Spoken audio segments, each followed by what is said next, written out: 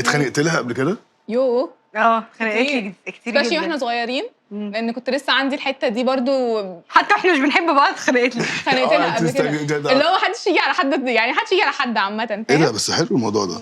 بس انا كنت اكسترا، اللي هو انت بروتكتيف على اصحابي قوي، لا ما تبصش بس ما تعجبنيش اصلا، لو انت بتبص لها كده ليه وبتاع وانت مالك انت واحد كده، انا بس اللي بقولي ما حدش تاني يتنمر، ما حدش يتنمر، انا اتنمر واللي يضحك هتخانق معاه جدا في المدرسه جدا.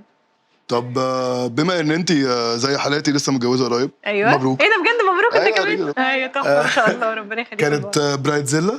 كانت قمر، يعني هي في كل برايتزيلا اللي هو صعبه بقى برايتزيلا دي حاجه وحشه. برايتزيلا لا هي جودزيلا بس برايد، يعني اللي هو عارفه اللي هو مهتم بكل التفاصيل بقى ومش عارفه ايه وكل حاجه اصل انا يعني ما حصليش قوي كده، بس كان في اللي هو ما تهزرش.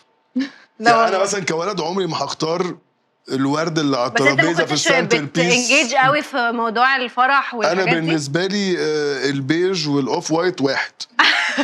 فهمتك انا اكتشفت ان في ايفري وفي سني فيل وفي سمني وفي فانا بالنسبه لي هو منديل هيتحط على فاكتشفت انه مراتي كانت كويسه ان هي مش كده، بس كان اللي هو ما تقربش او ما تهزرش في الحته دي. فهي بقى انا افتكرت البرايتزيلا اللي هو ليفينج ان ذا ايرا. لا برايتزيلا ان هي قبل الفرح كانت صعبه وكده، ولا كان الموضوع في الحاجات اللي ليها حق فيها، اللي هو مثلا لو في حاجه بجد محتاجين نتوتر عشان حاجه متاخره، فهي ليها حق انها تتوتر، بس ما كانتش اوفر. ما كانتش متعبه؟ لا خالص.